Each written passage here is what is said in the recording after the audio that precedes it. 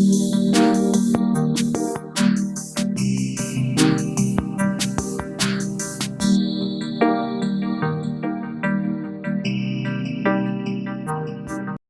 good morning, ladies and gentlemen, and welcome to Grumman Pilot's YouTube channel. And it's a nice snowy day here on this Friday in Ohio. But today we have episode 26 of Hangar Flying for you. And in that we have the Project Tiger update. We're going to talk about the panel event that's coming up Monday or Tuesday of next week. We have a box of goodies, and as usual, we have a mixed bag of tricks for you. So, with all of that and some happy snow, stay tuned while we have a little bit more fun on this really cold day.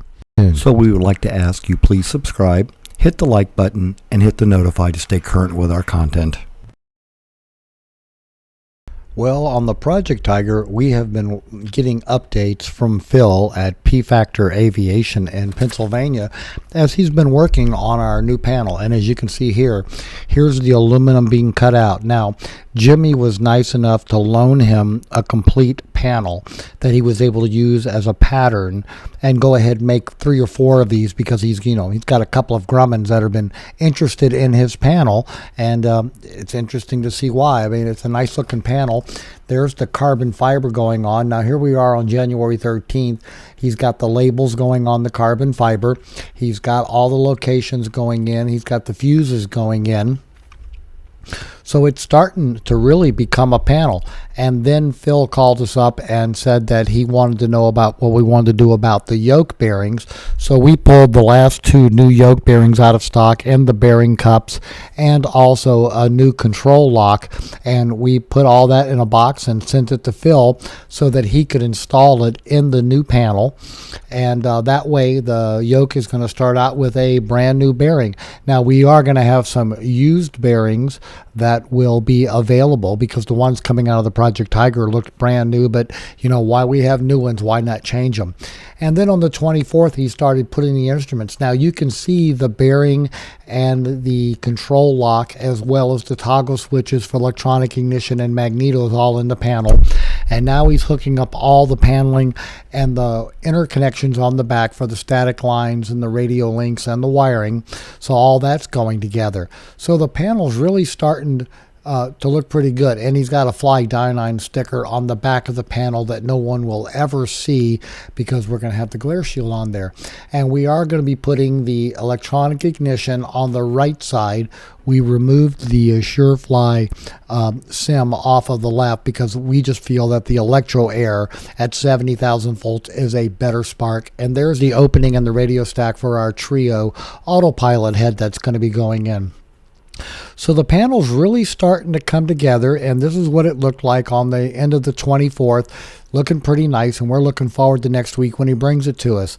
Then on the 25th, Matt started removing everything out of the Project Tiger so that we have a place to put all the new panel.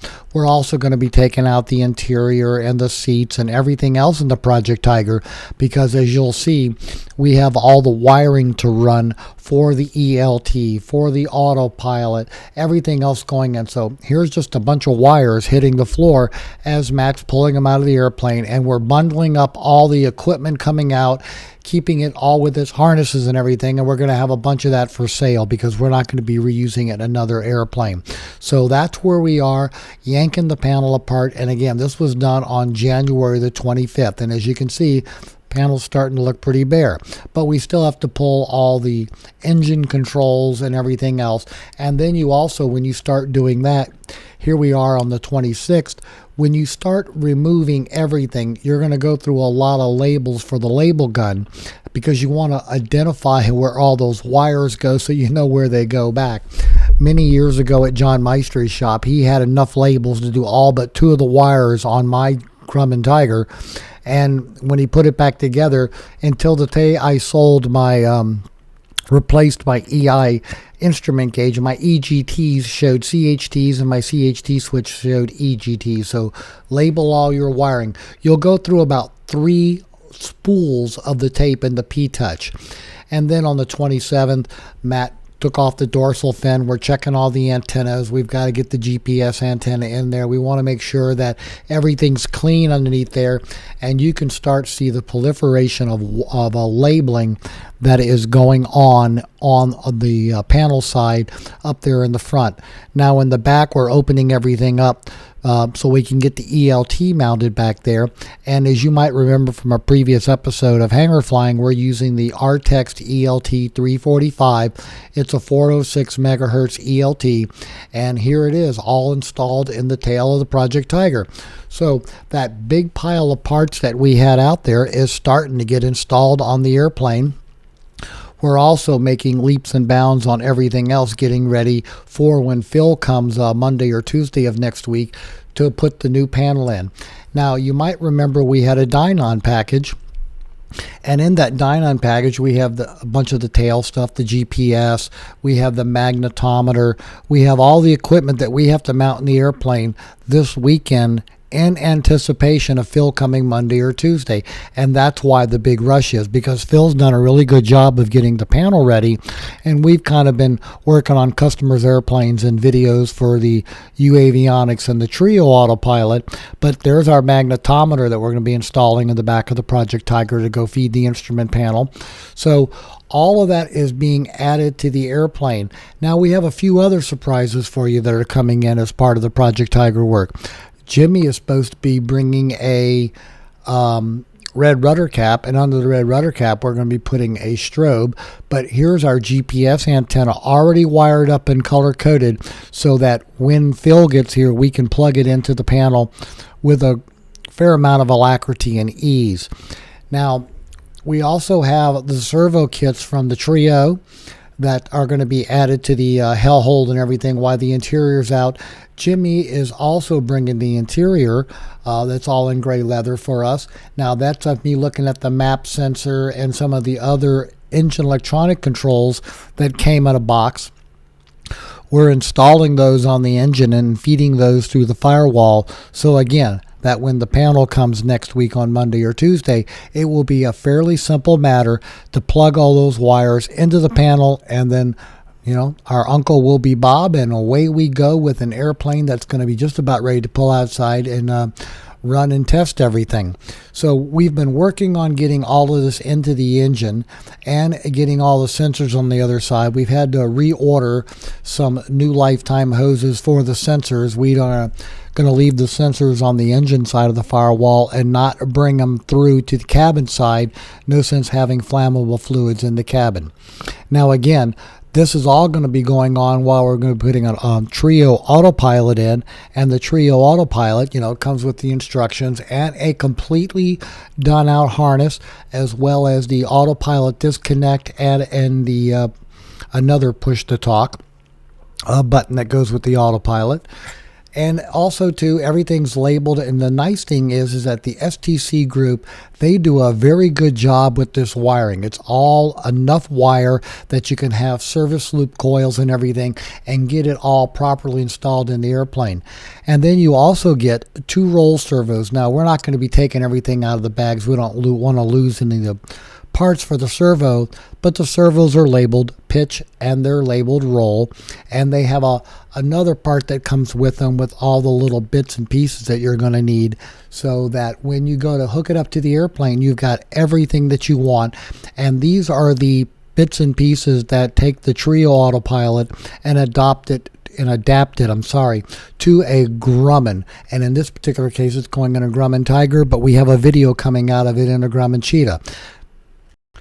Now, for those of you who've been paying attention to the new videos we've put out, calculating how much coax and connectors and heat shrink tubing you're going to need to label up all your new connections in the airplane, well, you need about 100 feet of coax, and you need the appropriate BNC, TNC, whatever connectors else that hook up to your equipment. And then with the heat shrink tubing and the shipping, you're looking at almost $500, but that's to do the complete airplane, and that's doing the coax now with a low loss RG400 foam coax. That's much better than the RG58 or 59. That's the 50 ohm coax that they put back in our airplanes in the 70s. So with the new connectors and everything, you'll actually be able to probably hear further, and your radios will work better. It's a good deal. It can change a lot in the airplane. Now, the coax connectors, they go on with cable strippers, and in this case, we're going to be crimping the connectors on. We've had some problems with some of the solder connectors that we've used in the past because the vibration in the airplane will break the solder connection, and now we have an intermittent connection in one of our comms or whiskers or one of our other nav issues. So that's what 400 feet of coax looks like. It's by far the dominant weight in the box, and it's about $3.50 to $4 a foot by the time you factor in shipping. But then again, if you're going to be redoing your airplane, there are some bullet points for you for redoing all the coax in your airplane. Now, the heat shrink tubing that we buy, we also get the one tubing that goes areas that might get wet. It has adhesive on the inside so that when it shrinks up, it makes a good water barrier around the cable that you're trying to protect. So that's where we've been on the Project Tiger. We're going to be running the cable and doing all the connectors right before Phil gets here Monday or Tuesday for the Dynon event. And then we bought a Aero LED from Boise, Idaho, and this is the Suntail. It's a strobe and nav light combined, so you can go either way or both ways. Now, it weighs about 7.2 ounces when it arrives in the box, but the unit itself that we're going to be installing on the bracket up under the red rudder cap for visibility and anti-collision only weighs 2.5 ounces. And by the time you figure the glass on the jelly jar weighs 2.6 ounces, well, you can see that we're not going to have to do a lot of mass changing, but we're still going to have to add some weight because we're going to still be removing some more components. But this gets rid of having all of the flasher unit. Those are hard to come by. They don't make them anymore. Even used ones are getting hard. Now, on hoses, these are the lifetime hoses that you can order. This is what the non-fire sleeved internal hoses look like for your brake lines, and these are the stainless steel braided external brake lines that you can go on your hoses. Now, the internal hoses, they're on condition, and here's what they look like with the braiding, the steel, and all around them, and keep their flexibility. Then we also had an airplane came in, and I want to talk about it here for a second.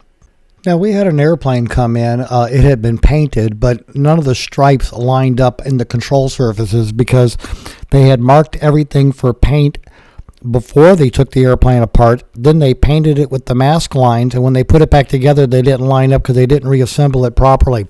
Now, the takeaway from this is the gentleman really hadn't planned on a paint job. He had gone to get some cheap fuel, but the guy putting fuel in his airplane told him, I know this Grumman guru down here in Kentucky, and he's taught me this little thing, and I noticed it on your airplane. Your wing is loose. It needs to be shimmed. I need to ground it. It can't be flown because it's unsafe.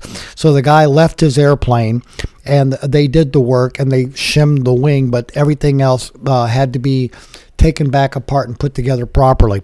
So again, the takeaway from that is, folks, if you fly your airplane somewhere and it's under annual in your logbooks, on IA, not Jimmy, nobody can ground your airplane except the FAA.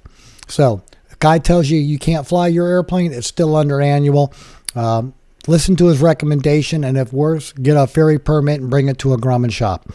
So that's what we have to say about improper maintenance. Now, I know a lot of you are waiting for Cinch propellers. I have a customer in Oklahoma. I went in with Fletch Air and helped order a bunch of propellers to get a cheaper price and to get them shipped with an 8-week lead time. Now, the problem that Cinch is having is they're making the propellers in 8 weeks, but the aircraft propeller shop that does the Matson tip mod as part of the STC for the Cheetahs and the Travelers, well, they're backlogged. So you're looking at about 10 weeks. So if you're looking for a Cinch propeller, you better add that lead time. By the way, their prices have gone up just this month. I have not called for the new price yet. Oh, from Jimmy DeResta, who has a YouTube channel, I ordered that big razor blade. It's made out of 420 stainless steel, so it holds an edge on it really well. And we bought them and took them to the hangar because it's perfect for cutting upholstery, for cutting leather, and for other things that we might need, that we need to have a big, sharp scoring edge. And then we got the sticker that he produced there. It's all stamped out on an adhesive, and we put that on one of the toolboxes. So anyway, we ordered the knives from DeResta to take them to the hangar because we needed, again, that big, sharp, it looks like a big razor blade, but it gives you a good handhold, and you can score some leather with it and some thick plastics and other materials. You can even score metal if you have to bend it, but it is a good sharp blade, gives you a good handhold, and so we bought it for the hangar. So I just want to give you all a heads up on that, and that is enough on the razor blade that we bought for the hangar. And then finally, ladies and gentlemen, I've mentioned before that we have a website that we go to and a YouTube channel, Blondie Hacks, and we sent her this pink t-shirt of a shop monkey because we saw in one of her videos she's got a pink toolbox, so it kind of matches everything, and we've been consulting with her about mills and lathes and things like that. So this is the intro to her videos, and she's got a lot of videos on how to use a mill and how to use a lathe, and we found them very informative. She also does a great job explaining tolerances and fits, interferences, and other stuff, so you might find it useful. By the way, one of her hobbies is a steam engine, so watch for that. And then finally, they say that if you raise a child up in a certain way, he will not deviate from it. Well, notice that cheetah wing? Somebody we know has a grandson who loves dressing like a pilot and getting in an airplane and going to fly. So, ladies and gentlemen, let me just remind you really quickly that next week, Monday or Tuesday, when Phil brings the new Dynon panel, we're having an event at K11 Alpha at Hogan Field. Hope to see you there. We hope you found all this useful and informative. Thanks so much for watching, and have a great day flying your Grumman. So here are the cute kittens all being quiet on the sofa on this nice cold day. Thought you'd enjoy it, so take a look at these little beauties. They're 8 and 10 months old each.